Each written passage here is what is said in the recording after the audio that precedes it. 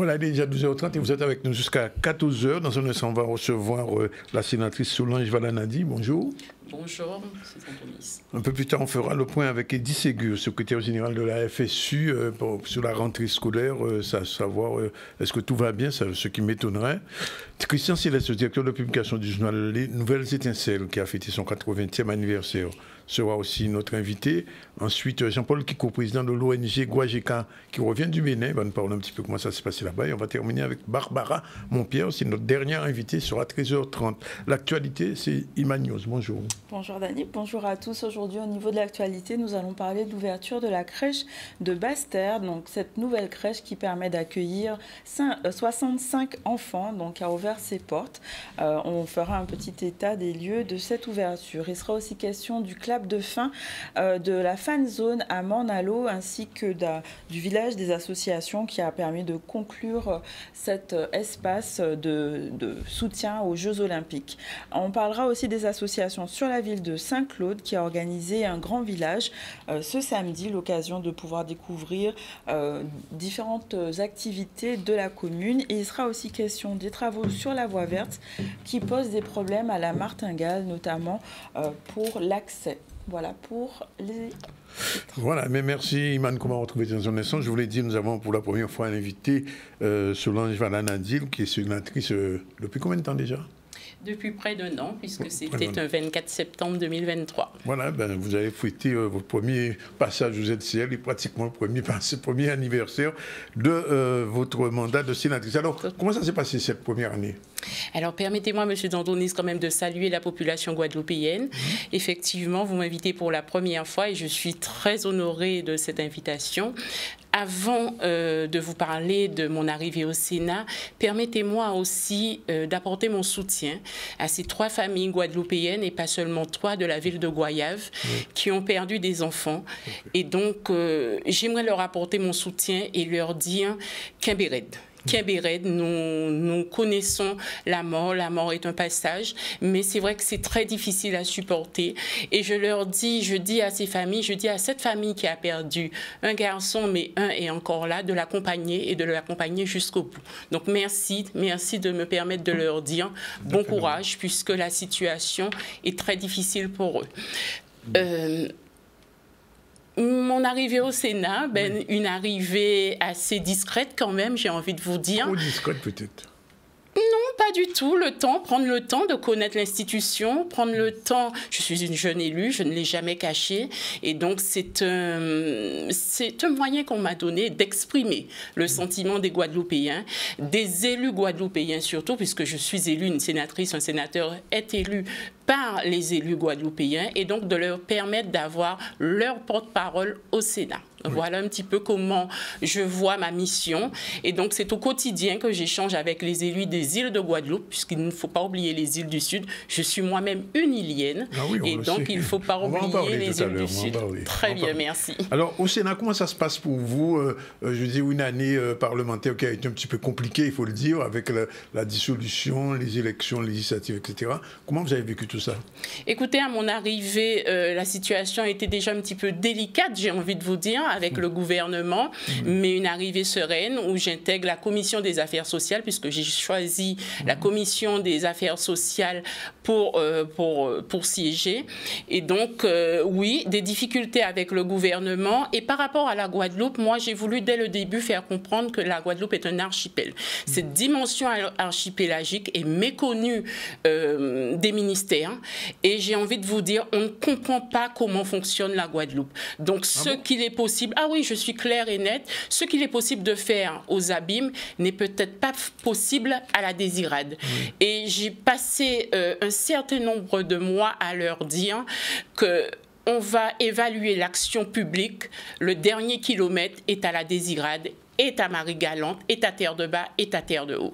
Voilà un peu comment j'ai vécu cette première année, parce qu'il y a des difficultés à comprendre la situation, la dimension archipélagique de la Guadeloupe. Alors, on la connaît peut-être, cette dimension archipélagique, sur le point touristique, puisque un visiteur dit souvent, quand on vit en Guadeloupe, on visite plusieurs territoires. Et je le confirme, on visite plusieurs territoires quand on vit en Guadeloupe. Mais au niveau des ministères, il faut appuyer la chose et faire comprendre comprendre que l'action publique doit être partout la même. Alors, voilà. C'est vrai que c'est la première fois qu'il y a une sénatrice des îles du Sud.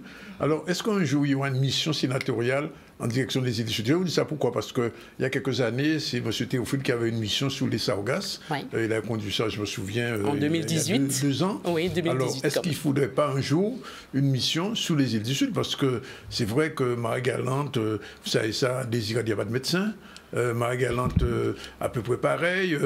Les Saintes, le médecin vient tous les mardis, je crois. Oui, tout à fait, à Terre de Bar. Est-ce que c'est pas normal, ces choses-là? Est-ce que l'État français et aujourd'hui, puisque vous êtes pratiquement porte-parole de ces îles du Sud, et au courant de ces problématiques? Alors, l'État est au courant. L'État est au courant, c'est la prise en charge qui est difficile. Alors, je vous dirais, j'appelle cette mission de mes voeux, depuis un certain nombre d'années, avant d'être sénatrice, qu'on puisse comprendre un petit peu la difficulté des îles. Et donc, effectivement, Dominique Théophile, mon collègue sénateur, avait fait ce rapport en 2018 sur les Sargasses. Il est vice-président, donc il a un petit peu plus de pouvoir. Tout à fait, oui. je confirme, il a plus de pouvoir et donc c'est un vœu cher à nos yeux. Donc oui, nous appelons et nous avons, si vous voulez, j'ai envie de dire, fait passer le message même dans notre groupe au Sénat, puisque nous appartenons tous les deux à un groupe. Et donc nous avons fait passer le message et à mon président de groupe, je lui ai dit, il faudrait venir faire une université d'été éventuellement en Guadeloupe afin que je puisse vous présenter mon territoire. Parce que quand je vous parle, j'ai beaucoup de difficultés à vous expliquer la situation qui est vraiment difficile pour les Iliens. Et donc, il faut prendre en compte les Iliens. Quand on prend une décision, quand on prend un décret, il faut prendre en compte les Iliens. Oui. Voilà. Alors, est-ce que vous avez été entendu? Ou je veux dire, est-ce que le fait d'avoir été entendu, vous serez suivi? Alors, je serai entendue. Je me dis que je ne suis une première année. C'est une première année avec une fin, comme vous l'avez dit. Donc vous avez 6 ans. J'ai 6 ans. Moi, je vais dire, j'ai 3 ans pour convaincre de cette mission, puisqu'à mi-mandat, quand même, il faut qu'il y ait un changement d'attitude des ministères.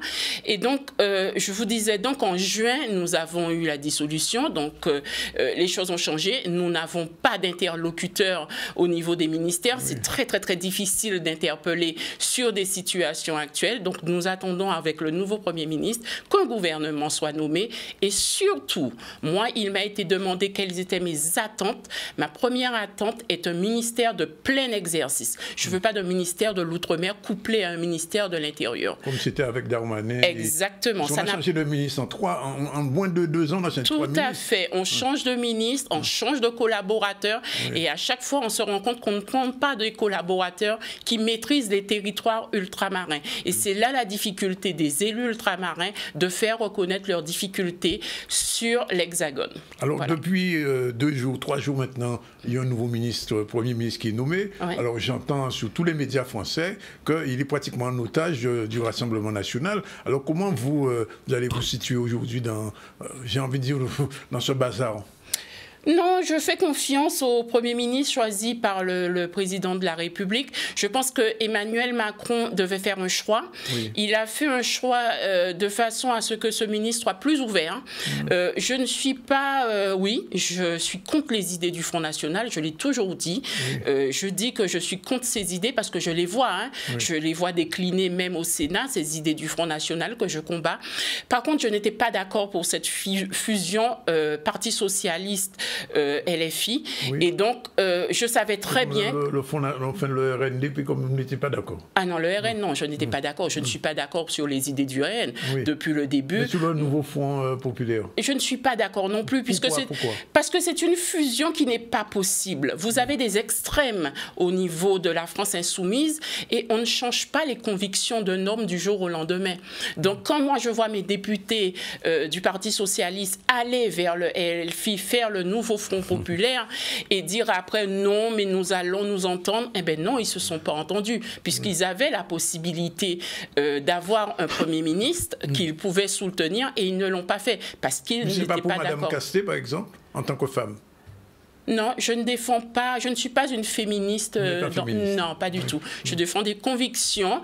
Moi, j'aurais été pour Madame Cassé si je savais qu'elle avait la possibilité de faire évoluer la France, de faire évoluer les Outre-mer. Oui. Je n'avais pas le sentiment qu'elle avait cette capacité. À partir du moment que j'ai le sentiment qu'elle n'a pas cette capacité, je ne peux pas applaudir, je ne peux pas aller dans ce sens. Alors, voilà. Vous savez, vous avez dû entendre ça aussi, depuis 2 jours, Monsieur Barnier parle d'un ministère de l'immigration. Ouais. Et c'est ce que le Front National, le RN, justement, proposait. Alors, quand vous me dites que vous êtes d'accord, ça veut dire que vous êtes d'accord aussi avec un ministère sur l'immigration? Alors, je ne suis pas contre un ministère sur l'immigration. Je n'ai pas dit que ce n'était pas une idée du Front National. Après, il faut savoir comment ce ministère est géré. Je pense que nous avons déjà eu le ministère de l'immigration. Avec Sarkozy, il y a eu ça. Tout à fait. Nous avons déjà eu le ministère de l'immigration. Après, que disons-nous?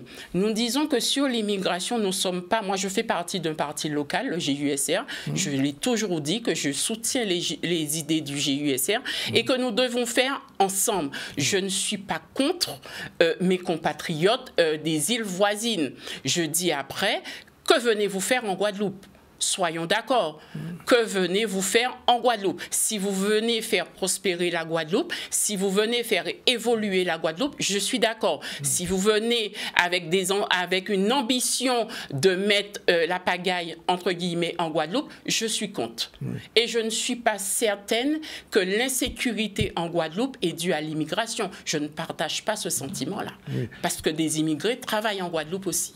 Oui, alors, vous êtes au GUSR. Bon, oui. Le GUSR, il faut le dire, était très proche de Macron. Alors, est-ce que ça va changer aujourd'hui, du fait qu'aujourd'hui, même au sein même du gouvernement, les gens de Macron commencent, la partie de gauche de Macron commence à s'écarter un petit peu du macronisme. Quelle va être votre position désormais, entre les deux ou bien fidèle à la ligne Macron?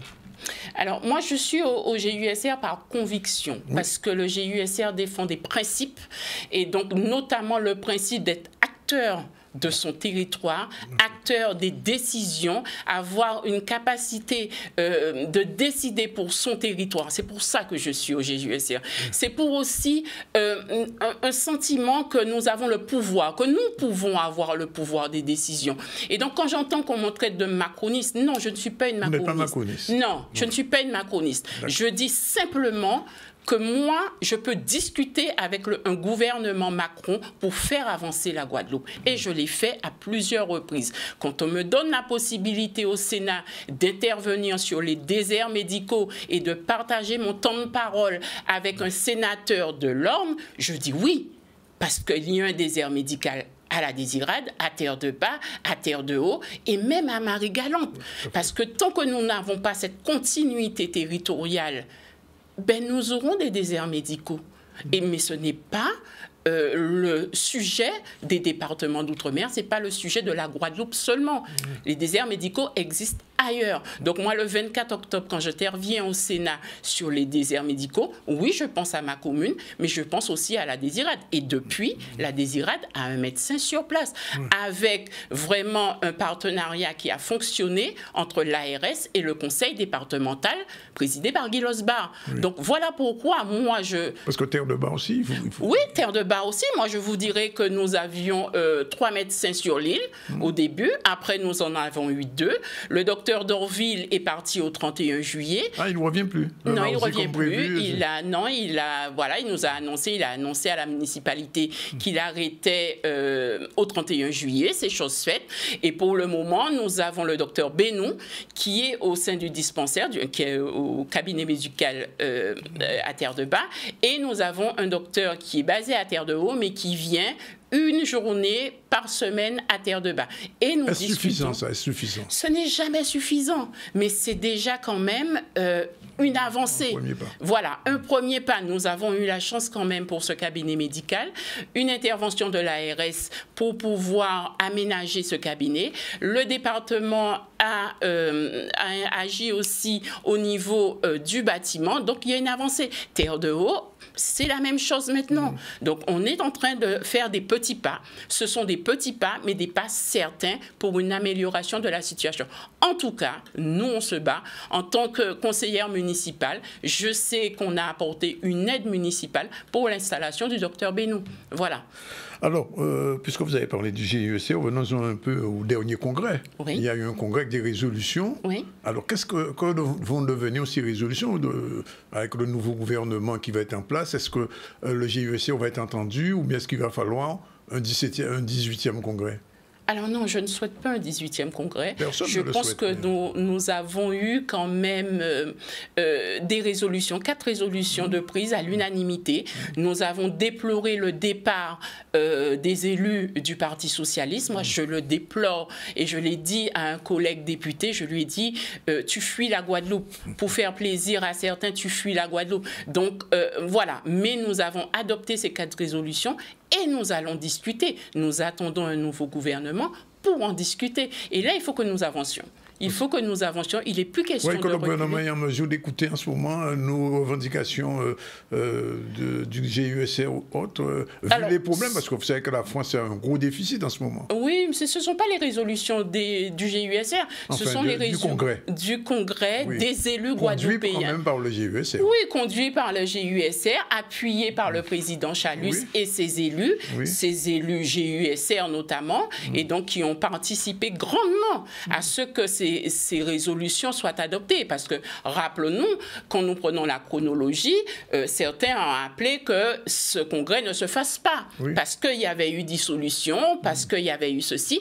Or, nous avons dit non, que nous ne devions pas subir cette dissolution en Guadeloupe, nous devions continuer, surtout que nous avions eu l'appui quand même des universitaires guadeloupéens pour nous apporter leur soutien et nous dire voilà comment nous voyons les choses pour la Guadeloupe. Donc quand vous avez tout un parterre d'universitaires qui s'allient à la conviction des élus en disant oui, ça fait plusieurs fois que nous le disons, mais cette fois-ci, allez-y, nous appuyons encore la démarche, nous ne devons pas abandonner. Pas du tout.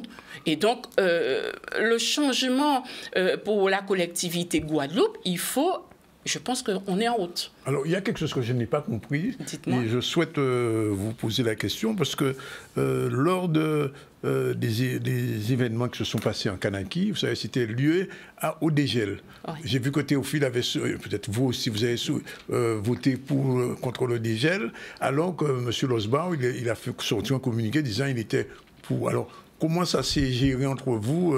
Qui a raison, qui a tort dans cette affaire? Alors, je vais vous répondre franchement en tant que nouvelle sénatrice.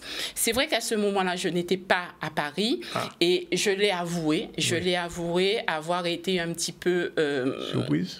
Surprise, parce qu'en fait, c'était une décision de groupe. Oui. Et moi, dans mes demandes, quand je suis arrivée au Sénat au niveau du groupe, c'était de me faire part de toutes les décisions que nous devions prendre. Oui. Parce que moi, j'appartiens au RDPI, le I qui signifie indépendant.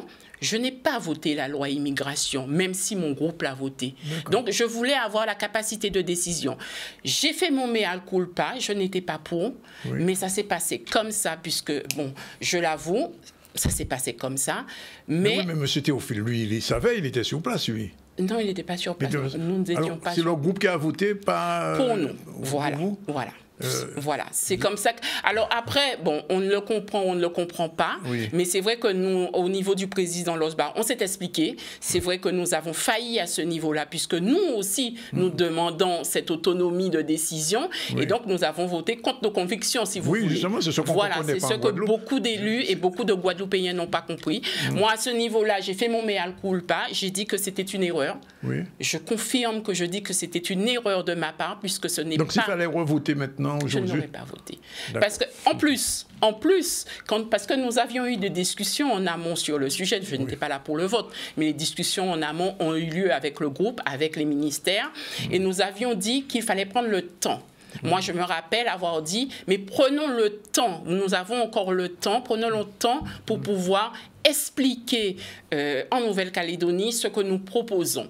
Et nous étions d'accord, sauf qu'à un moment donné, il fallait voter. Et voilà, ça s'est passé. Donc, moi, je fais mon mea culpa. C'était une erreur de ma part. Et voilà. Donc, voilà, j'ai considéré que c'était une erreur. J'assumais mon erreur, même si c'était le groupe qui avait pris... C'est bien de le dire ici en direct. Alors, il y a un problème qui se pose en ce moment, c'est le problème de la vie chère. Bon, alors, je sais que ce n'est pas directement votre rayon d'action, mais comment vous allez revenir bientôt à Paris? Qu'est-ce qui va se passer à ce niveau-là? Parce que, vous le savez, premièrement, en Guadeloupe, la vie est plus chère qu'en France, mais dans les îles, c'est encore plus cher qu'en Guadeloupe. Donc, il y a c'est la double peine. Qu'est-ce qui peut être fait pour sortir de cette situation? Alors, moi, vous dites que ce n'est pas mon rayon, même si je ne suis pas à une commission économie, c'est quand même mon domaine d'action, puisque je suis au social. Et ce sont les familles qui sont en difficulté. Et c'est vrai que moi, depuis un an, quand même, je fais l'aller-retour Guadeloupe-Paris. J'ai constaté cette évolution des prix progressive, mais très importante. Nous sommes sur une évolution très, très importante. Quand... 80% de différence. Ah oui, oui. Et même entre l'Hexagone et la Guadeloupe, il y a une différence de prix énorme qui ne se justifie pas par l'éloignement, qui ne se justifie pas par les coûts de transport. Moi, je demande de la transparence des grands groupes qui sont sur la Guadeloupe. Et je l'ai dit très, très rapidement, j'ai dit, nous sommes face à des groupes qui ont un monopole, ce qui n'est pas tolérable. Vendredi encore, j'avais demandé au préfet de venir dans l'archipel des Saintes, de s'entretenir avec les deux maires, Terre de Haut et Terre de Basse, chose qu'il a faite, puisque je l'avais interrogé sur l'organisation des secours dans les îles.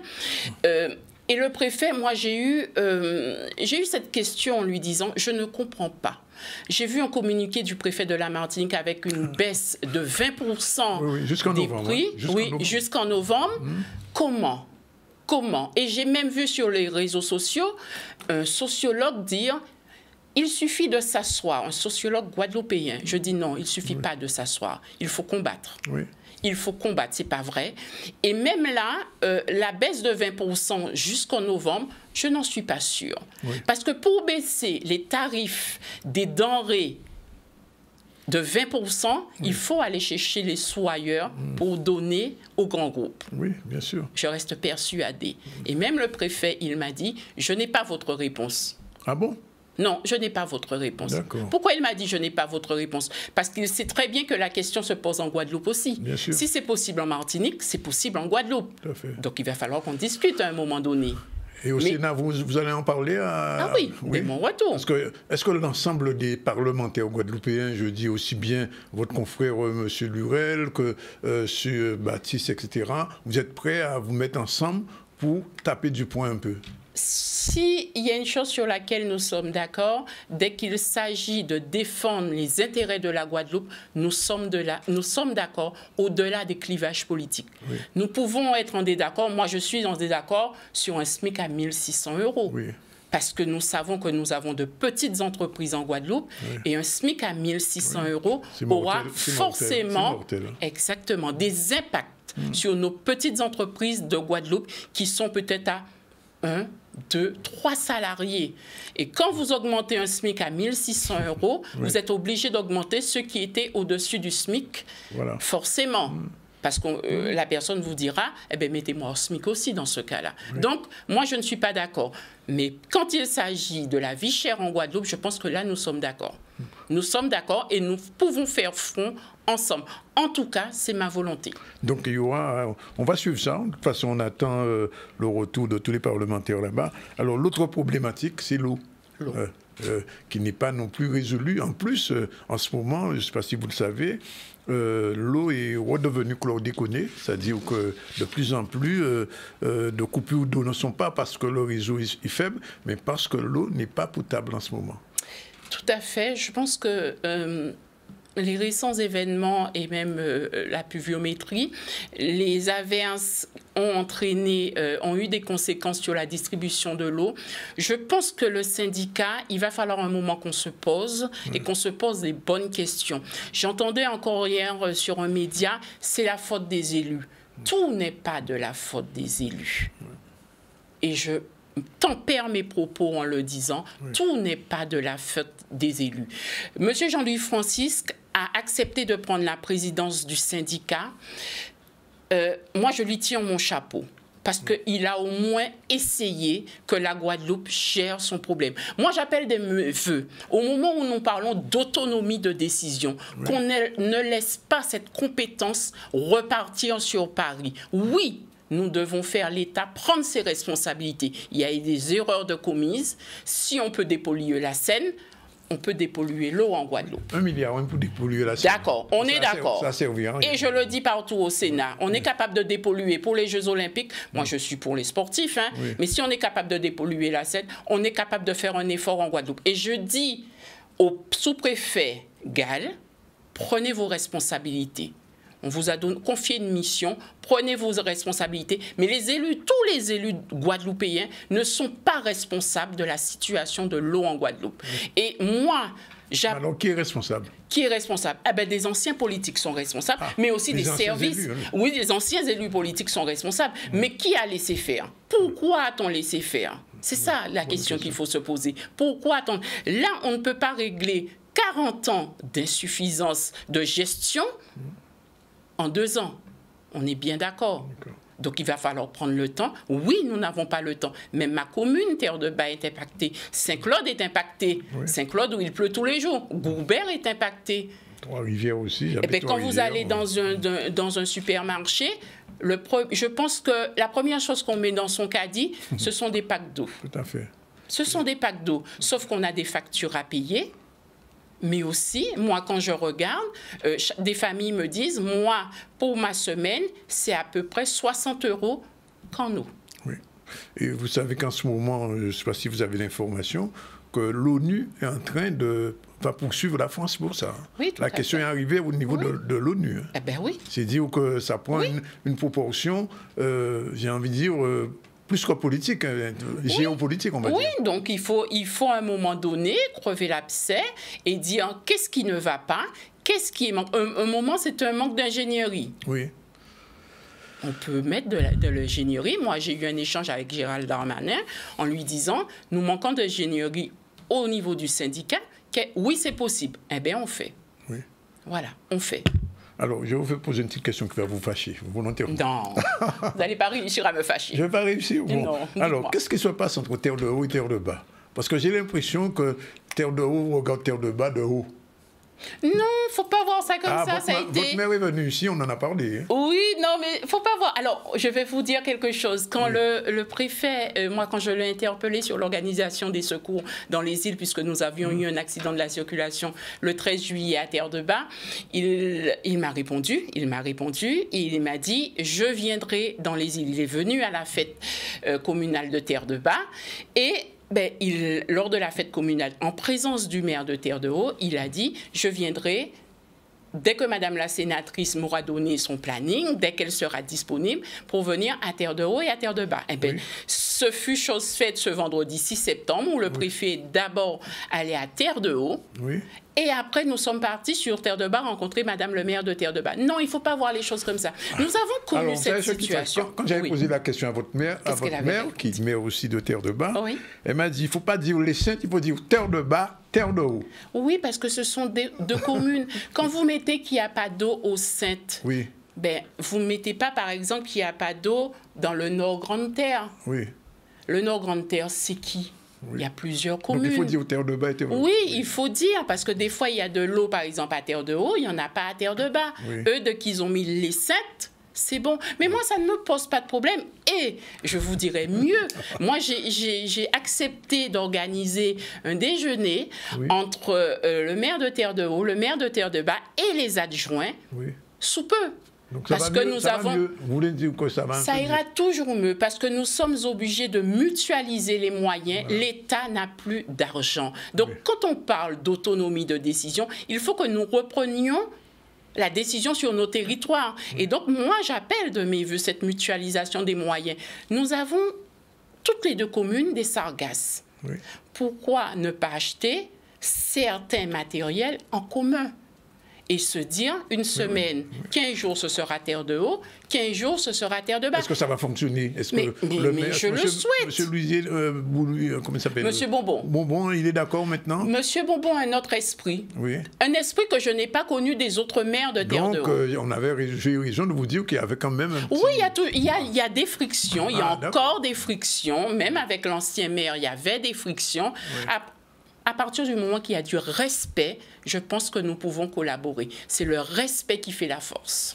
Bien, Madame Solange Nadine, on vous remercie. Merci à vous de m'avoir invité. Votre baptême aux ZCL. Merci beaucoup de m'avoir invité. C'est avec grand plaisir que je reviendrai, puisque je vous annonce que fin septembre, je présenterai mon rapport sur les EHPAD en collaboration avec 2 autres sénatrices de l'Hexagone. Donc, je viendrai vous présenter ce rapport sur les EHPAD. Welcome, comme on dit. Merci d'être venu. Merci beaucoup à vous, Monsieur Andronis. 12h59, on prend la première pause. On se retrouve tout à l'heure pour développer l'information avec Iman News et on va recevoir M. Eddy Ségur et M. Christian Silza tout de suite.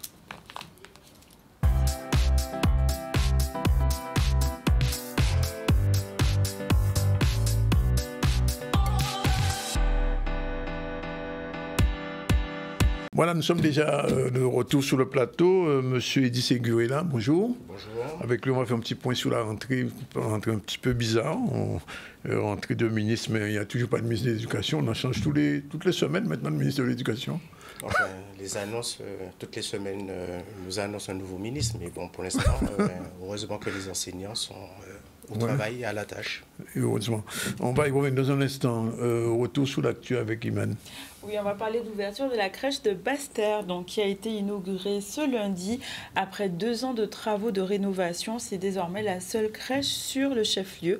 Un chantier qui a coûté énormément d'euros de financement. Le maire de Basse-Terre se félicite de cette réalisation et Olivier Félix était parmi eux. On voit un reportage. La rentrée s'est bien passée. On fait des adaptations depuis le début du mois de septembre.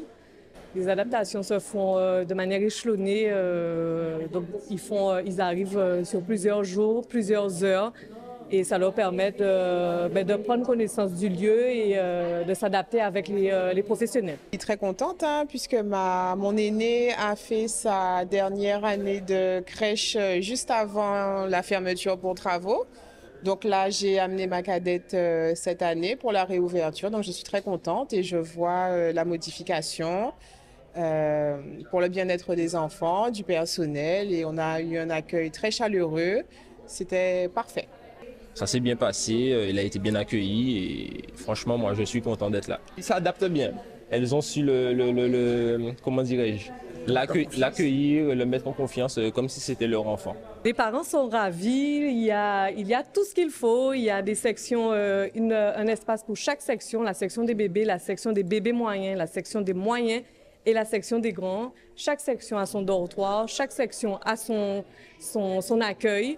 Et les parents sont ravis puisque les enfants sont accueillis dans de très bonnes conditions, le personnel aussi. Je salue l'ensemble des partenaires, que ce soit les services de la ville de Basse-Terre, que ce soit l'architecte, que ce soit les entreprises. 2 ans de travail, de travaux, c'est vrai que ça fait beaucoup, mais le résultat méritait l'effort qui a été réalisé. On a une très belle crèche qui s'appelle la crèche de Basse-Terre, qui peut accueillir jusqu'à 65 enfants. Et c'est vrai que travailler dans de bonnes conditions, c'est important pour le personnel et bien sûr pour l'accueil de nos petits, comme j'ai tendance à le dire. Les petits d'aujourd'hui, c'est la Guadeloupe de demain. Nous avons sur la partie petite enfance et école cette année, en investissement, réalisé 1 200 000 € de travaux dans nos écoles, dans nos crèches, parce que la petite enfance est une de nos priorités. Les JO sont terminés? Oui, les JO sont terminés, justement. Il y a eu le clap de fin à Morne-à-l'Eau. Donc, à cette occasion, une fan zone avait été mise en place sur cette commune pour permettre la retransmission en direct des compétitions et un espace d'animation. Et cet espace a justement fermé ses portes ce samedi avec un village des associations, l'occasion de découvrir les différentes activités proposées par la ville. Voilà un reportage de Vianney Valverde. Nous sommes là dans le cadre de la fan zone, donc la 4e journée que nous organisons dans le cadre justement de cette fan zone. On met en place des écrans géants pour pouvoir permettre une retransmission en direct avec des animations autour qui permettent à tout un chacun de pouvoir avoir un lieu de vie sur lequel ils peuvent pratiquer, faire des animations, s'adonner à des pratiques sportives ou culturelles. Voilà. Donc c'est un peu une zone de célébration en fait. Aujourd'hui, c'est la dernière séquence, c'est le début des classes, fin des vacances, sur la place de la Victoire encore. C'est s'agissant des Jeux paralympiques. Donc vous avez vu tout à l'heure, là, il y a eu une présentation de quelques disciplines, le handball, en particulier pour les jeunes, pour les enfants, et puis avec des jeunes aussi en situation de handicap. Le 7 septembre, c'est déjà la rentrée des classes, mais aussi la rentrée associative. Donc nous avons proposé aux associations sportives, mais aussi culturelles, de venir présenter ce qu'ils font. Et en invité d'honneur, nous avons aujourd'hui une association ESAT qui s'occupe de personnes en situation de handicap.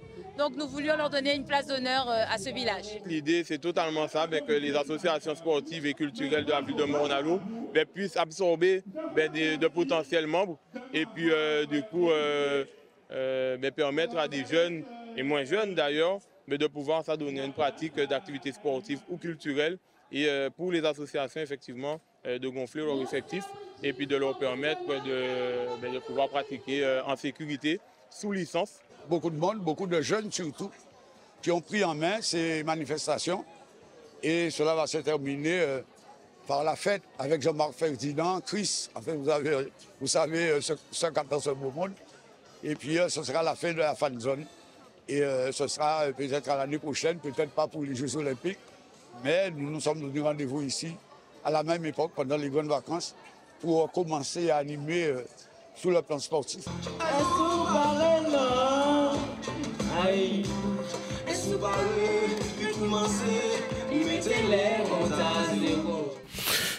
Oui, comme dit Chris, God bless you. Bon, alors, on va parler rentrée parce qu'on a l'impression que, M. Ségur, que chaque rentrée, c'est toujours la même problématique.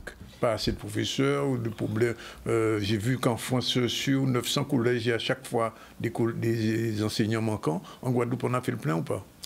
En Guadeloupe, nous avons moins de difficultés dans le premier degré, mais nous avons toujours cette même problématique dans le second degré. Nous manquons d'enseignants dans le second degré et aujourd'hui, toutes les divisions n'ont pas l'ensemble des professeurs auxquels ils auraient droit.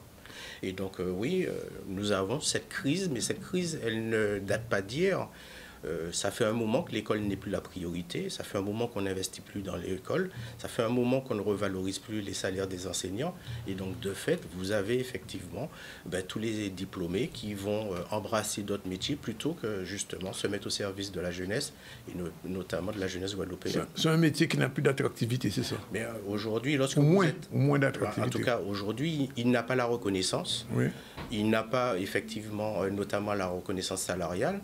Lorsque vous êtes à Bac plus 5 et que vous devez effectivement vous retrouver avec un salaire moindre que n'importe quelle personne qui travaillerait par exemple dans le privé, vous pensez bien que, et quand vous connaissez toutes les difficultés et les difficultés liées aux conditions de travail que nous avons, effectivement, les jeunes n'embrassent plus ce métier. Parce que être enseignant, ce n'est pas seulement faire classe, c'est aussi du temps de préparation, c'est du temps de correction. C'est aussi malheureusement, parce que nous n'avons pas suffisamment d'adultes dans nos établissements, être la psychologue, être l'infirmier, et donc c'est tous ces éléments-là qui font qu'aujourd'hui, le métier n'attire pas. Et surtout lorsque vous voyez le déclassement social que connaît la profession, il faut absolument qu'on puisse effectivement mettre en place des dispositifs bien sûr de recrutement, de formation, qu'on puisse effectivement améliorer les conditions de travail dans nos établissements, mais surtout revaloriser le métier pour que les jeunes diplômés, mais surtout les plus aisés, notamment dans les matières qu'ils auraient à enseigner, soient en capacité de prendre correctement les élèves et les faire réussir. Mais que dit votre fédération en France? Parce que bon, le problème, les problèmes que vous évoquez, visiblement, ne peuvent pas être résolus en Guadeloupe seulement. Mais ils ne sont pas seulement... ils ne pourront pas être effectivement résolus en Guadeloupe. Mais encore une fois, c'est la société qui donne le là. Lorsque vous avez des parents d'élèves, effectivement, qui se mobilisent pour l'école, nécessairement les élus se trouveraient dans l'obligation de bouger, de donner des moyens. Le souci, c'est qu'aujourd'hui, nous avons une forme de léthargie qui a été amenée notamment par une politique assez démentielle menée par l'ancien ministre Blanquer, qui fait que malheureusement, cette école n'est plus une priorité. Mais lorsque vous voyez les dégâts que ça cause en Guadeloupe, on devrait effectivement réfléchir tous ensemble, parents d'élèves, élus, les représentants des personnels, enfin, toute la communauté éducative devrait s'atteler à cela, parce que nous avons une école aujourd'hui qui amène énormément d'échecs scolaires. Je rappelle que plus de 1500 élèves quittent le système éducatif sans diplôme. Je rappelle qu'aux dernières journées de la citoyenneté, nous avons des taux d'illettrisme qui frôlaient les 23%. Et surtout, 60% des jeunes de moins de 25 ans sont au chômage. Et nous avons, grosso modo, entre 30 et 34% des personnes qui sont amenées à travailler qui sont au chômage. Donc, aujourd'hui, la formation amenée effectivement à l'émancipation à travers l'école, c'est une priorité et ça devrait être une priorité de toute la population, qu'ils soient parents d'élèves, qu'ils soient enseignants, qu'ils soient élus, quel que soit l'endroit où vous vous trouvez. Nous devons tous s'atteler à faire que cette école soit une école de la réussite, et ce n'est pas encore le cas. Autant que je me souviens, il y a 2 ans, il y a eu une grande réunion avec les élus. C'était au moment de la grève de rentrée. Vous avez rencontré les députés, peut-être pas les sénateurs, mais les députés, même les sénateurs. On avait l'impression qu'il y avait avoir une suite, et puis finalement, il n'y a rien. C'est-à-dire qu'aujourd'hui, on ne prend pas l'école de façon systémique. Oui. On essaie de régler les problèmes par petits bouts. Nous avons effectivement un certain nombre de jeunes qui passent les concours et qui sont tenus de partir en France hexagonale pour exercer, alors qu'on devrait tout faire pour les maintenir en Guadeloupe. Donc on essaie de régler ce petit problème-là. Mais ensuite, on n'est pas en train de travailler de façon systémique sur l'ensemble des problèmes. Il faudrait déjà, dans un premier temps, regarder effectivement quelle est la situation de la Guadeloupe. Aujourd'hui, la Guadeloupe aurait dû être en éducation prioritaire. Ce n'est pas le cas. Pas le cas. Beaucoup de zones géographiques en Guadeloupe auraient dû être des zones rurales. Aujourd'hui, nous savons très bien que les moyens sont alloués, soit parce que vous êtes en éducation prioritaire, soit parce que vous êtes en zone rurale. Mais du fait même de la notion de ruralité, nous n'obtenons pas les moyens. Et pendant ce temps, on nous explique qu'il y a beaucoup plus d'enseignants par élève en Guadeloupe qu'ailleurs. Mais le problème, c'est qu'on ne prend pas en compte la problématique de l'archipel. C'est clair que lorsque vous avez un certain nombre d'enseignants, puisque vous avez des matières obligatoires à mettre en place sur les Saintes, sur la Désirade, sur Marie-Galante, vous avez effectivement de fait énormément d'enseignants pour plus d'élèves. Mais dans le même temps, quand vous allez sur la zone des abîmes, vous avez des classes extrêmement surchargées. Et lorsque vous allez notamment dans les lycées, vous avez des lycées qui explosent en seconde à 32 et en première et en terminale à 35, voire 38. Et comme en plus, nous n'avons pas réfléchi sur le maillage à faire, notamment pour le transport scolaire, le résultat des courses, les gamins, ils sont regroupés dans des établissements scolaires au plus près de chez eux. Mais bien souvent, comme il y a un problème d'orientation, le fait qu'il y ait une orientation par défaut, on rentre effectivement dans une déscolarisation, dans un process d'échec scolaire. Et donc, c'est tout ça qui fait qu'aujourd'hui, nous n'avons pas une réflexion systémique sur l'école et nous n'avons malheureusement pas les bonnes réponses aux difficultés que nous rencontrons. Alors, juste une avant-dernière question, parce que M. Céleste est arrivé, on va l'interroger aussi, on va parler du problème de l'école. La rectrice qui est en place, c'est pratiquement en fin de parcours, hein, d'après ce que j'ai compris. Du point de vue du syndicaliste que vous êtes, quel est son bilan pour vous? Mais aujourd'hui, Madame la rectrice, malheureusement, n'a pas pris la mesure de ce qu'il y avait à faire en Guadeloupe. C'est quelqu'un qui n'a fait qu'appliquer, que répliquer les décisions prises d'en haut. Mais qu'est-ce qu'elle a fait pour qu'on puisse effectivement régler le problème du décrochage scolaire? Qu'est-ce qu'elle a fait pour que effectivement la prise en compte, notamment des indicateurs de position sociale des enfants qui mériteraient qu'on ait un peu plus de moyens pour qu'ils puissent réussir? Rien.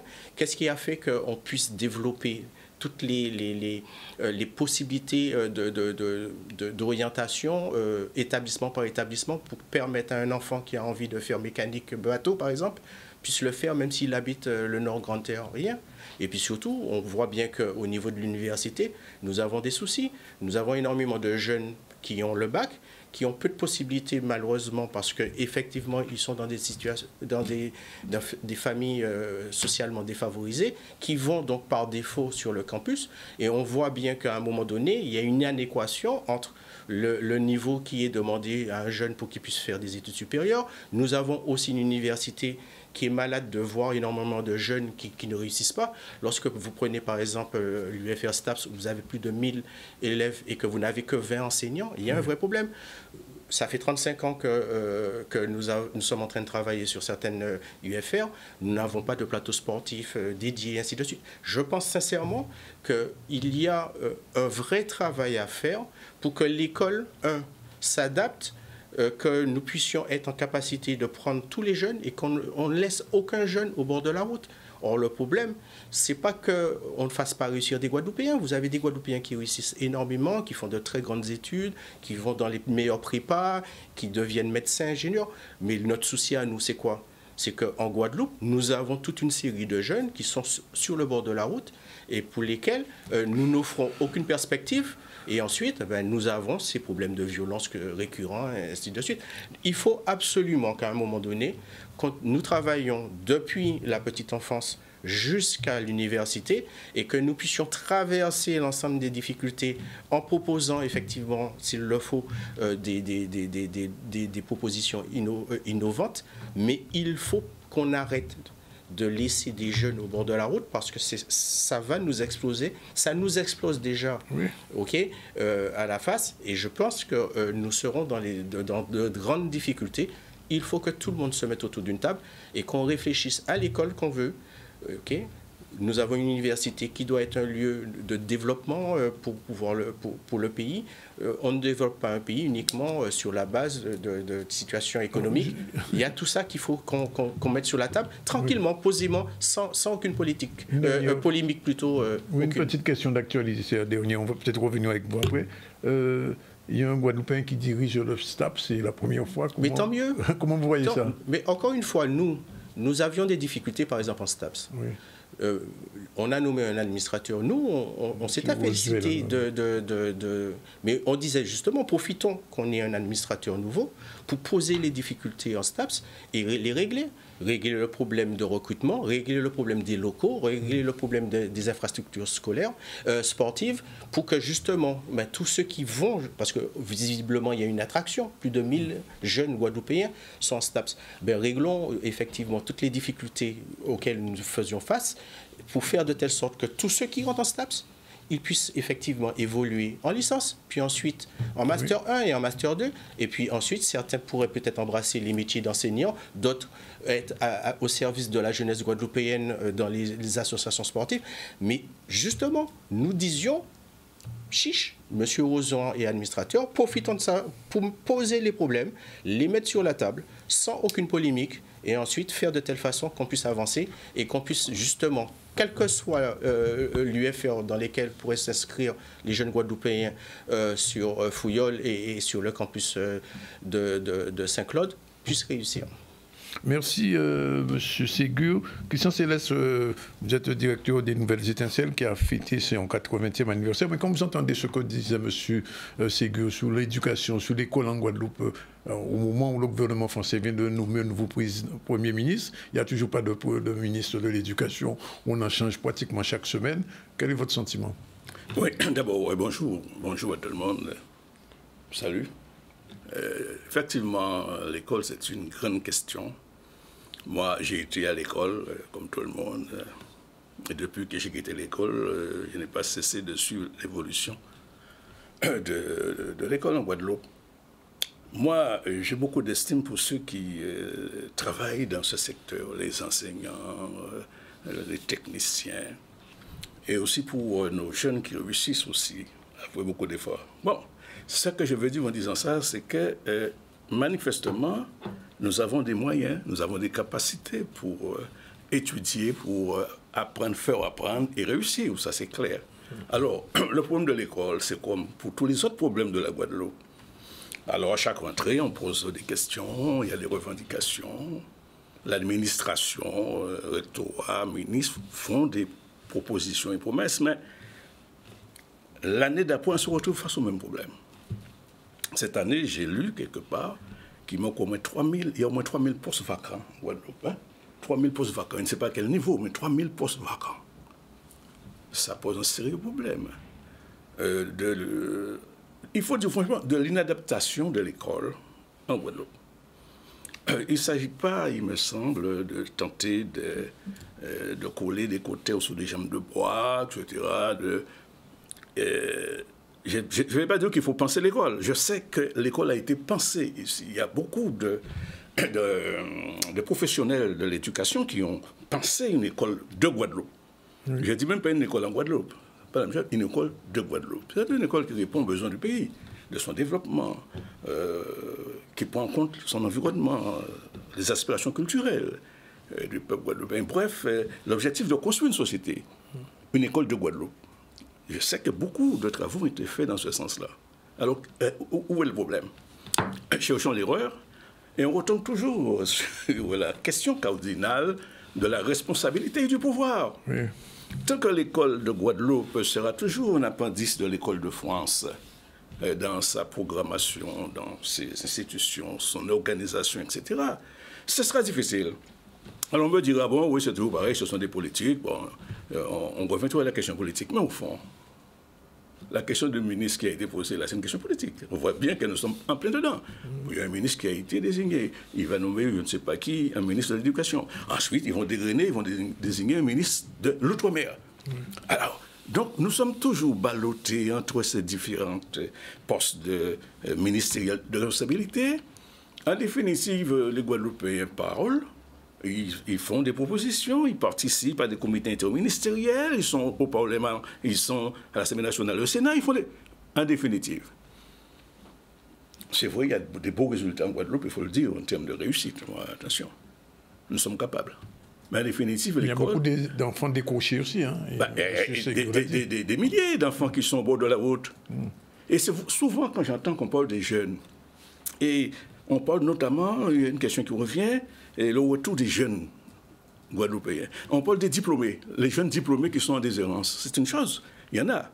Mais il n'y en a pas autant que ceux qui décrochent de l'école depuis le collège, depuis le lycée, et qui sont là au bord de la route. Il y a la question de la finalité de l'école en Guadeloupe qui est posée. Donc c'est un vaste débat. Je ne sais pas comment on fera pour en sortir. Je suis tenté de dire que la question est toujours politique. C'est une question de pouvoir. Oui. Tant qu'on n'aura pas la possibilité, nous, de faire des choix, de décider et de mettre en application nos choix, on sera toujours face à ces grandes difficultés. Christian Célestin, alors comment vous vivez un petit peu le changement ministériel depuis la dissolution, tout ce qui s'est passé? La France est pratiquement depuis 55 jours sans gouvernement. En tant que Guadeloupéen politique, comment vous vivez ça? Écoutez, j'allais dire que ça m'amuse. Mais la question est trop grave pour dire que ça m'amuse. La question est grave, pourquoi? Si je regarde ça de l'extérieur, je dirais que la France, c'est un pays qui est sous le bord de la déchéance. C'est un pays où plus rien ne tient la route. Alors voilà un pays qui se veut être un pays démocratique, un pays de liberté, des droits de l'homme, etc., qui donne des leçons au monde et qui n'est pas capable en 55 jours de trouver un Premier ministre, un gouvernement. J'aurais pu dire que bon, c'est l'affaire des Français. Sauf que ça a des conséquences sur nous, cette histoire-là, parce que, comme j'ai parlé tout à l'heure de dépendance, nous sommes dépendants de ce pays-là, qui n'est plus un grand pays. Je n'ai pas parlé du peuple de France. Oui. Ce n'est plus une grande puissance.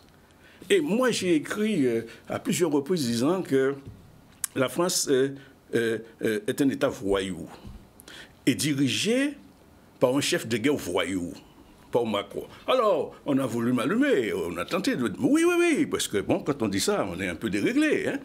Mais en réalité, quand un type qui est président se fait borgner les gilets jaunes, crever les yeux des gens qui manifestent pour leurs droits, les gilets jaunes, quand un type met des milliers de gens de la santé à la rue parce qu'ils défendent leurs droits humains, quand des millions de Français et ailleurs manifestent contre une réforme de retraite scélérate, il n'entend rien. Comment qualifier ça? Et les gens sont surpris aujourd'hui, étonnés du comportement d'un gars qui refuse d'admettre qu'il a perdu les élections. D'ailleurs, il n'a jamais gagné des élections. Oui. Les 2 fois où il a été président, c'est ce qu'on appelle le Front républicain, qui, pour faire la barrage au Front national, l'ont élu président.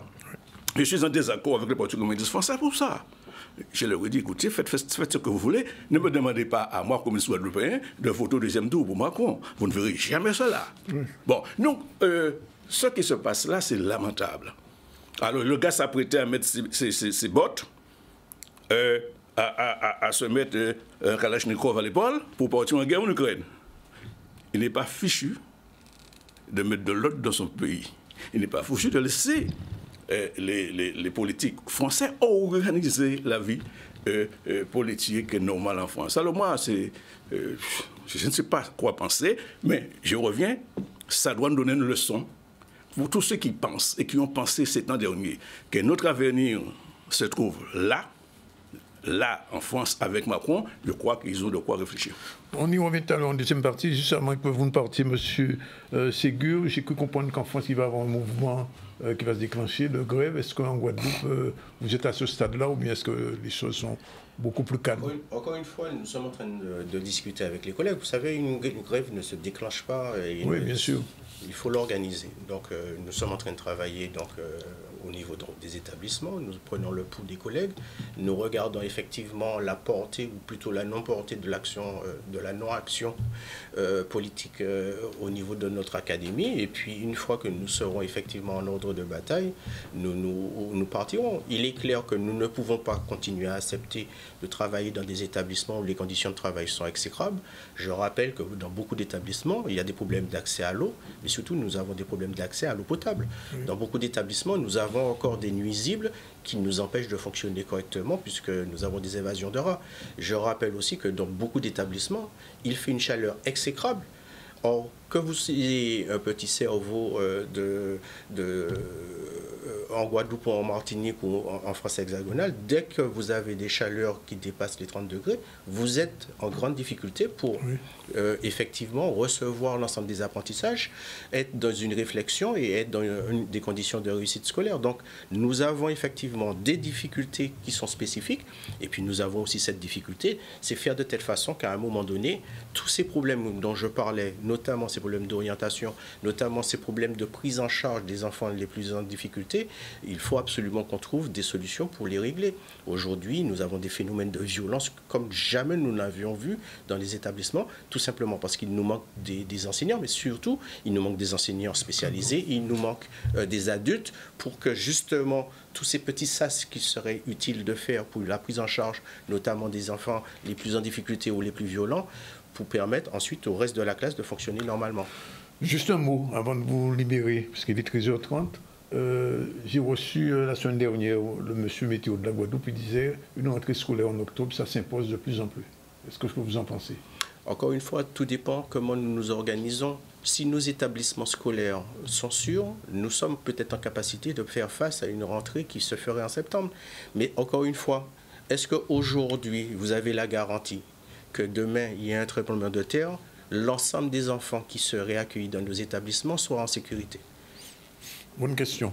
Merci d'avoir posé. Je vous remercie d'être venu. En toute façon, on reste en contact puisque visiblement, vous êtes en train de cogiter sur peut-être un mouvement social dans le secteur éducatif. On en parlera à temps utile. Voilà, il est 13h31. On prend la deuxième pause. On se retrouve tout à l'heure avec M. Céleste pour parler de son 80e anniversaire et avec nos deux autres prochains invités. À tout de suite.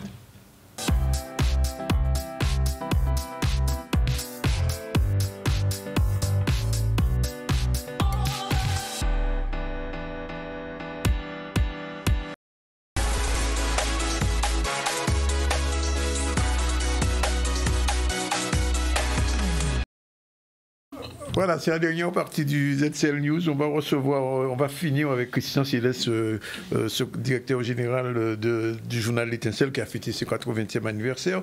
On va recevoir aussi Jean-Paul Kiko qui revient du Bénin. Il va nous parler un petit peu de ce qui s'est passé là-bas. Il est président d'une ONG, c'est important.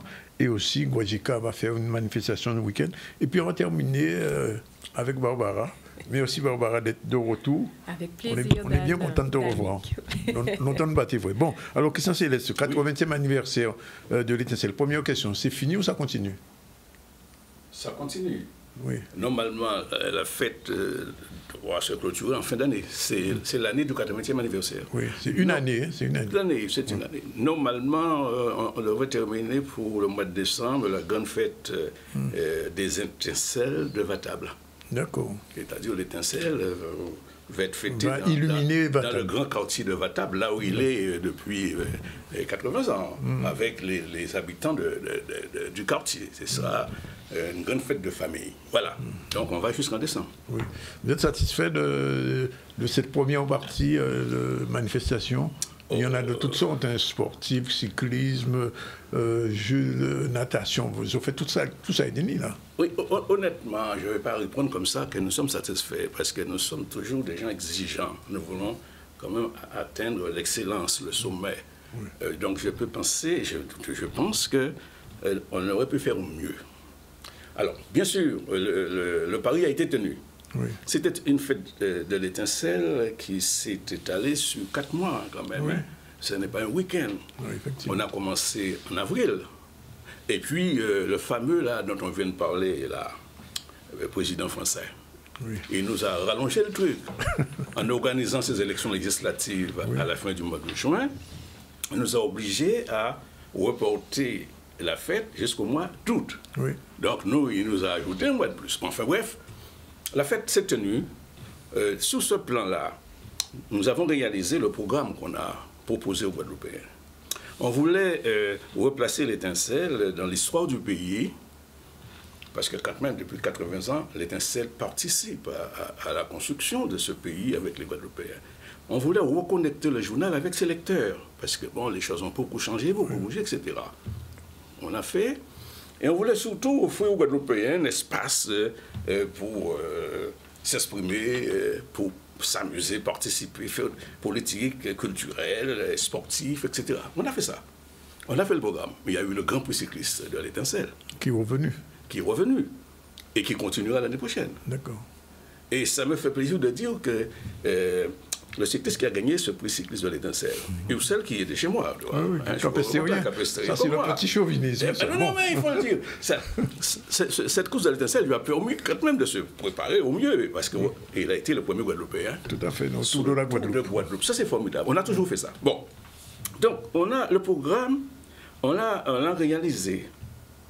Mais il y a des problèmes quand même qui se posent, parce qu'une fête comme nous l'avons fait, il y a beaucoup de problèmes organisationnels, techniques, communication, et puis le nerf de la guerre, financier, ça, c'est finance. Donc, par conséquent, nous sommes en phase de bilan. Le bilan n'est pas terminé totalement, parce qu'il y a beaucoup de choses. Si nous sommes satisfaits d'avoir réalisé le programme, d'avoir rencontré le Guadeloupéen, d'avoir remis l'étincelle en phase avec son histoire, il est vrai que nous devons faire le bilan politique. On le fera en fin d'année. Alors, ça va déboucher sur quoi? Combien de militants nouveaux? Combien d'adhésions et combien d'abonnements nouveaux à l'étincelle? Et c'est ça, parce qu'on n'a pas fait une fête pour fêter. On a fait une fête pour créer les conditions pour un nouvel essor du journal. Maintenant, la fête a coûté combien? Alors, il faut financer la fête. Oui. Dans un monde aujourd'hui où les choses coûtent de plus en plus cher, et je dois dire franchement que nous n'avons pas, ce n'est pas notre culture, la culture d'aller chercher de l'argent, le sponsoring, etc., etc., pas notre culture. Ce qui fait que nous aurons tout de même à aborder cette question du coût de la fête. Mais c'est un enseignement à tirer. Oui. C'est-à-dire quand on fait une fête, il faut au préalable, avant de lancer une fête, on a le programme, si on n'a pas le financement établi de la fête, il faut réfléchir. Donc, il y a ce mais je pense que les Guadeloupéens étaient contents. Il n'y a pas eu suffisamment de Guadeloupéens dans la première partie de la fête, par exemple le vendredi, mais il y avait la pluie. On a eu des soucis, on a eu le Macron, mais il y a eu aussi le temps. Mais enfin, le temps, il faut faire avec, c'est notre temps. Donc, on a eu un peu moins de monde que prévu. Mais le dimanche de la fête, c'était bon. Il y avait trop de personnes là. Hein. Il y avait trop de personnes. J'ai même pas pu déjeuner. J'ai même pas pu déjeuner. J'ai regretté. Le banquet populaire, effectivement, a dépassé toutes nos espérances. Hein. Et puis le grand plateau artistique du samedi soir, c'était quand même quelque chose de formidable. Non, la fête, c'était une belle fête.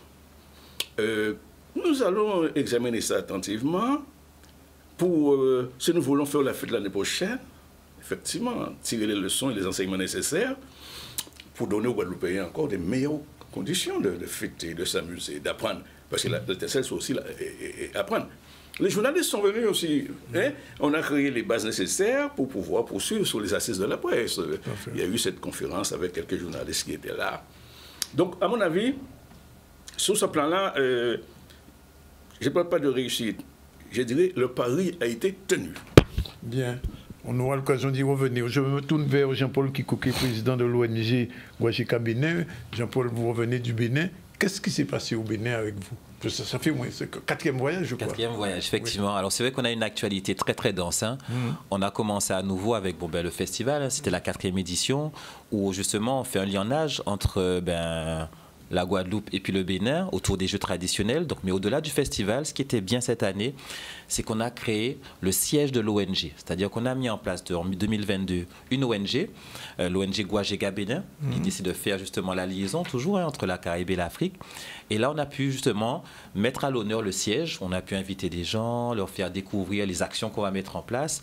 Et justement, on a eu l'honneur d'avoir pour notre inauguration notre artiste guadeloupéen, justement, Nicolas Nabajot, qui a justement permis de décorer notre ONG avec des images, des photos qu'on a faites là-bas, sur le continent, autour des Jeux, avec les enfants de là-bas. Donc là aussi, ça a été très intéressant parce qu'il y avait aussi une période de biennale artistique où entre la culture, les arts, ça s'est un petit peu mélangé pendant notre séjour là-bas. Donc c'était très très intéressant cette partie-là aussi. Et puis bien entendu, avec la famille Dja. On n'avait pas, depuis l'an dernier, il y a eu la mère Dja qui nous a laissés, mais là justement on a tenu à faire encore une journée assez importante avec la famille Dja, où justement Père Dja nous a bien reçus, avec vraiment toutes les habitudes, hein, où les enfants ont pu bénéficier des jeux à nouveau. Et puis ce qui était bien aussi, c'est que on a pu avoir aussi des rencontres un peu institutionnelles, notamment avec 2 maires, le maire de Cotonou et le maire de Poumassé. Poumassé, c'est une ville aussi autour de l'eau, hein, où justement ça a été l'occasion d'asseoir un petit peu les actions qu'on met en place sur le Bénin, mais aussi d'aller plus loin, de créer des perspectives, parce que notamment, par exemple, au niveau de l'ONG, on a créé aussi une équipe. De même qu'on a une équipe en Guadeloupe où on fait nos activités, là justement on peut les voir sur la télé. On a une équipe qui justement maintenant s'approprie les jeux de chez eux, du Bénin, mais nos jeux aussi de la Guadeloupe. Et on fait une seule chose avec ça pour justement permettre de mieux divulguer, mieux partager ce qu'on fait. Donc Jean-Paul, autant dire que vous êtes devenu l'ambassadeur de la Guadeloupe au Bénin. Alors on essaie en tout cas... Il n'est pas indépendant, mais j'ai un ambassadeur. On essaie en tout cas justement de faire le lien. Et c'est vrai que de plus en plus de groupes viennent. Hein. Là d'ailleurs, l'an prochain encore, il y a déjà des groupes qui nous appellent pour organiser des shows, des liennages. J'ai déjà raté le voyage 3 fois. L'an prochain là, ce sera la... On va dire. Jean-Paul, qu'est-ce qui se passe ce week-end? Justement, ce sera l'occasion de montrer le film de ce qu'on a réalisé au Bénin. Ce sera l'occasion de présenter les nouvelles activités aussi de Guajeka, parce que tous les samedis, entre l'atelier Groka, l'atelier danse, l'atelier confection, l'idée c'est de permettre aux enfants très tôt et aux adultes aussi de pouvoir s'inscrire dans les activités qu'on met en place. Mais surtout, on impulse une dynamique où on propose justement à toute la population guadeloupéenne de se rapprocher de nous, parce qu'on organise, on prépare les 20 ans de Guajeka. Guajeka aura déjà 20 ans l'an prochain, 2025. Et pour nous, c'est l'occasion de remercier déjà toute la Guadeloupe. Ça se passe où? Ça va se passer à plusieurs endroits. Justement, on va présenter ça, le samedi en tout cas, c'est à la cour Guajeka, au Rézé, mais le festival risque de se passer vraiment dans plusieurs endroits. Ce serait un peu la surprise qu'on prépare. Mais en tout cas, samedi, les gens pourront venir découvrir les jeux, s'inscrire aux ateliers, manger, boire et surtout passer un moment familial pour lancer la nouvelle année, quoi. Une dernière question. Comment au Bénin on perçoit un petit peu Guajeka et ce que la Guadeloupe porte au Bénin? Parce qu'en fait, nous c'est des afro-descendants, mais là on va retourner en bas là. Ou pas afro-descendants, quoi, pour vous? Non, c'est ça. Alors, ça tu vois spécial. Alors, plusieurs entrées. Mais en tout cas, il faut penser à bien, pas d'avoir, ça faut essayer aussi, retourner à dans ça, même mieux fait. Parce que ce n'est pas forcément quotidien. Oui. Alors, pour un exemple très concret, nous sommes pour Massé. Et pour Marseille, ils ont décidé, ben, ils ont mettre à l'honneur les G à madame. Toutes les G, c'est grand-madame là, t'es fait. Alors, ils ont réuni toutes les grand-mères, toutes les mamans, toutes les tatis. Ils font une sorte de grand réunion. Ils disent, alors, quand nous t'es fait avant, ok, nous t'es jouer à la pleine lune. Bon, eh ben, il faut nous faire habiter avec Guajeka, l'ennui, comme ça, nous qui peut montrer, qui j'en ça t'es passé, etc., etc. Donc, yo même, ça a fait, yo rechercher, mais qui j'en ça t'es passé pour montrer ces jeunes-là aussi, qui potentiel, qui n'y a à l'entour à ça, et qui j'en nous peut servir avec ça pour toujours Lyonnais, Guadeloupe et Bénin. Alors, rendez-vous samedi? Rendez-vous samedi à partir de 9h. 9h-18h. 9h-18h à la Kougouajeka au Rézé. Donc vraiment, on va finir par beaucoup de tambours. Il y aura une partie de temps de jouer thérapie aussi. Les seniors, les personnes un peu plus fatiguées, les personnes malades pourront venir aussi. C'est l'occasion de faire justement des activités adaptées. Donc, il y a ça, la jouer thérapie, qui j'en ai qu'à soigner VG en nous. Ce sera l'occasion de parler du Bénin et aussi de parler d'autres activités qui sont faites, notamment, vite fait, hein, il y a une association Adolé et ses fils retrouvés. Une association de la Guadeloupe. Justement, on a retrouvé des noms de compatriotes guadeloupéens au Bénin.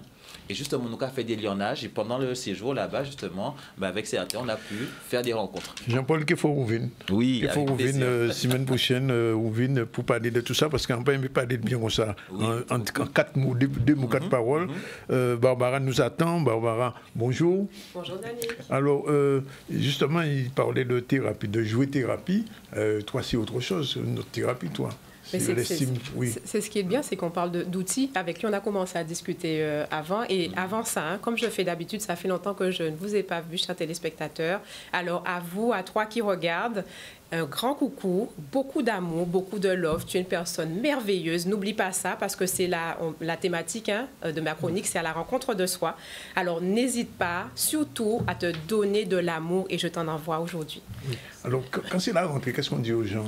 Alors en fait, justement, quand on parle de rentrée, on parle souvent aussi de pression, de stress, de planification, de bonnes résolutions. En gros, c'est une deuxième année dans une année. Oui, hein, on a, alors je ne sais pas hein, si vous partagez un peu ce sentiment. Mais pour ceux qui ont pu faire une coupure, donc avoir des vacances, je suis concernée. Voilà, quand on a une coupure, c'est vrai que la reprise peut être synonyme de stress, de dire est-ce que je vais y arriver, est-ce que, et puis ça nous rajoute une espèce de charge mentale. Alors la thématique d'aujourd'hui, c'est comment réussir à se préserver pendant la rentrée. Pourquoi préserver? Parce que, qui dit préserver dit mettre à l'abri, se protéger, oui. Des fois même pour aller plus loin, se sauver. Pourquoi j'en parle le mot sauver, c'est qu'on peut être tellement dépassé par des objectifs, les nôtres, la famille, les enfants, le doudou, la chérie, le patron, ouais. Le ZCF. Non, je plaisante. Hein? Pression. Pression, Simone. Hein? Voilà, blague à part, en fait, finalement, le challenge, c'est de se dire comment je fais pour mettre tout dans la case, dans les heures qui ne se rallongent pas. On est d'accord hein, dans les 24 heures. Et il faut dormir un petit peu, on est d'accord hein, c'est important. Quand même, oui. Voilà, donc c'est pour ça qu'en fait, je tenais déjà à... Merci, puisque je suis là. Ça fait déjà 4 ans maintenant, ça passe vite. Hein. Et bien justement, cet exercice que tu as permis, Danick, m'a aidé aussi à apprendre au fur et à mesure à me préserver. Oui. Préserver dans des situations où effectivement on a des sollicitations, mais qu'il faut aussi ne pas s'oublier. Donc à travers ça, le message que j'ai apporté, comment je fais pour ne pas m'oublier dans la rentrée des autres, dans le contexte économique, dans la situation dans laquelle je suis, et avec toute la charge que j'ai, oui. Sans compter la mienne. Oui. Qu'est-ce que tu en penses? C'est du lourd? C'est du lourd. Bon, ça dépend comment on dit ça. Hein? Je sais, oui. Hein? Ça dépend où on met le curseur. Oui. Mais oui, c'est ça, c'est de trouver un juste équilibre. Oui. Et d'une manière générale, je pose quand même la question quand même. Les Guadeloupéens de plus en plus font appel au coach quand même pour pouvoir gérer un certain nombre de stress, de situations compliquées. Tout à fait. Et c'est vrai que le coach, c'est, on va dire que c'est un atout, une aide, un appui, un soutien, un accompagnement qui peut être sollicité dans une situation où j'aurais peut-être, moi, plus de mal seule à traverser une période de doute, de stress, de manque de confiance. Et je sais qu'en plus, notre équipe s'est renforcée cette année. On va avoir plusieurs thématiques de coaching qui vont être autour du développement personnel. Mais la première personne, la pièce maîtresse, c'est nous-mêmes. Et c'est vrai qu'il y a c'est ce qu'on fera hein, avec Iman qui est à côté aussi, avec notre collègue, l'autre collègue sur le coaching, c'est oui. qu'on a quand même des curseurs qu'on peut développer, des premières techniques, des astuces qu'on peut mettre en place pour arriver à se préserver à l'instant T, dans l'immédiat, et des outils qui sont à la portée de tout le monde. Et au-delà, en fonction d'une problématique spécifique, eh bien oui, c'est tout à fait, je conseille de voir que ce soit un coach, un thérapeute, ça dépend, hein, un psychologue, chacun, sophrologue, chacun en fonction de sa spécialité pour répondre aux besoins adaptés de la personne. Oui. Et c'est ça un petit peu ta mission. Tout à fait. On te revient avec plaisir. Avec plaisir. Et alors, si tu permets, je donne juste les quelques techniques rapides, les astuces pour se préserver. J'accepte. Première chose, je vais accepter. Ben oui, ben c'est normal en fait, hein, d'être stressée. Quand je me suis mise en mode pause, je dis, on a dit qu'elle parle d'elle là. Mais de tout le monde finalement, c'est normal si j'ai pu avoir des vacances de me dire, ben c'est une source de stress. C'est normal si je n'ai pas pu prendre de vacances, ben, d'être en mode la bouteille, comme je viens de prendre l'image. La bouteille, elle est remplie, elle déborde. C'est normal parce que nous sommes faits d'émotions. On parlera beaucoup de ça aussi dans mes chroniques sur l'agilité émotionnelle. Donc, première chose, ça va être d'accepter.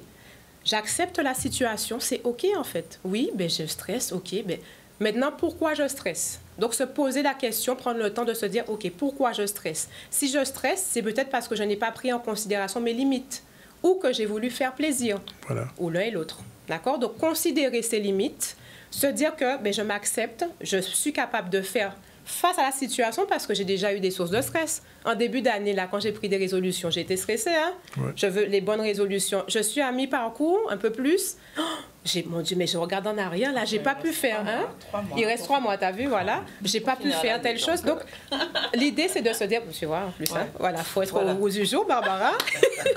Mais c'est de se dire, OK, il n'y a pas de souci, je prends un temps pour analyser. Et certainement, j'ai dû prendre trop de choses à cœur, là. J'ai voulu faire trop de choses par rapport à mes capacités. Donc, revoir aussi le curseur, là où j'ai mis mes objectifs ou mes rêves, comme je veux, et me dire, ben voilà, qu'est-ce que je peux faire? Quelles sont les ressources que j'ai en main et de quoi j'ai besoin pour ensuite pouvoir clairement identifier par des outils avec agenda, avec un coach, avec un thérapeute ou autre, ou même par moi-même, définir que, ben voilà, je vais aller à mon rythme pour progressivement avoir un espace pour moi, pour me préserver personnel, pour écouter mes émotions, prendre soin de moi. C'est la dernière chose que je dirais. Prendre des petits instants de plaisir. Garder ça à l'esprit, c'est qu'il y a la rentrée, il y a la pression, mais il faut impérativement que je soigne mon plaisir. Donc, qu'est-ce que je fais au quotidien malgré la charge mentale que je peux avoir pour avoir du plaisir. Et c'est un plaisir pour moi d'être là aujourd'hui, Dani. On a le plaisir de te revoir bientôt. Merci, Barbara. Christian Célestin vous reverra aussi parce que j'annonce qu'on aura bientôt une émission spéciale sur la presse. Ce sera, je crois, le lundi, autant que je me souvienne. Soigner son plaisir. Oui. Ça. Oui.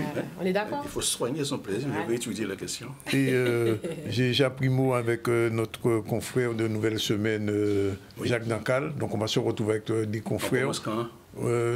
Début octobre. Première semaine d'octobre. Oui, après la fête de l'humanité, ne t'inquiète pas. Très bien. Bon, pas de problème. Pour nous dire qu'il faut ouvrir, parce qu'il faut nous vendre excrétivement puis longue film là. Et donc, tu seras notre invité probablement la semaine prochaine, pas de problème, ZCL fait pour ça. Voilà, rappel des titres rapidement avec Iman News. Alors, les titres, c'était un petit peu court parce qu'on n'a pas tout développé, mais on a parlé d'ouverture de la crèche de Basse-Terre, donc cette crèche qui est la seule du chef-lieu, qui permet d'accueillir 65 enfants après 2 ans de rénovation. On a aussi évoqué le clap de fin de la fan zone de Morne-à-l'Eau, donc qui s'est tenu ce samedi avec le village des associations. Il y avait aussi un village des associations qui était organisé sur la ville de Saint-Claude. Je pense qu'on reviendra sur ce sujet, ainsi que sur le problème liés aux travaux de la voie verte et notamment avec la Martingale qui est inondée. Voilà pour... Alors, je rappelle qu'on a reçu en début du GCL Solange Valanadil, c'est la sénatrice. Je veux retenir une chose, c'est qu'elle a dit qu'elle fait son mea culpa pour le vote contre la Kanaki, parce qu'elle a dit qu'elle était en Guadeloupe et que c'est son groupe qui a voté contre le dégel, mais elle-même, elle n'était pas d'accord avec cela. Elle a dit ça au moins 3 fois. Enfin, bon. Et puis, elle a parlé de l'apaisement des relations entre Terre de Bas et Terre de Haut, puisque les maires des 2 communes se sont rencontrés, et des Terre de Bas et Terre de Haut. Et elle nous a aussi raconté sa rencontre avec le préfet récemment sur un certain nombre de problématiques qui posent à Guadeloupe. Et la question de l'eau est venue sur le tapis. On a aussi reçu Christian Célestin pour le 80e anniversaire de l'Étincelle. Il a fait un bilan qui n'est pas terminée, puisque la fête continue jusqu'à la fin de l'année. Et comme je l'ai dit avec notre ami Jean-Paul Kiko, président de l'ONG, qui est l'ambassadeur de la Guadeloupe au Bénin, samedi, donne rendez-vous à l'espace Guajika aux Abîmes, mais à Rizé. Mais il y aura encore autre chose à voir, parce qu'il y a un film aussi à voir, Jean-Paul, donc qui est l'ambassadeur désormais. Et puis, Barbara, qu'on retrouve avec plaisir et qu'on retrouvera avec autant de plaisir. Voilà, c'est fini pour aujourd'hui. On se retrouve demain à partir de 12h30 pour notre séquence du ZCL. Bye bye. Bon appétit pour ceux qui n'ont pas encore déjeuné. Christian, au bon déjeuner, non? Pas encore. Pas encore. Ouais. Barbara non plus? Ah non, moi c'est toujours. Oui, d'accord, Jean-Paul, j'ai déjeuné. Bon, je prends devant moi. Tu me poses pas la question. Non, toi tu as déjà déjeuné. Je le sais d'abord. Je sais d'abord.